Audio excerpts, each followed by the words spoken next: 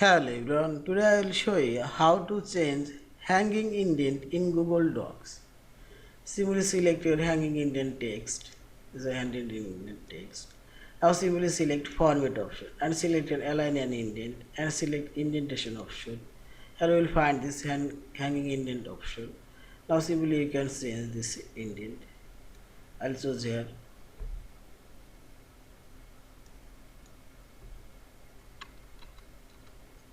Tour.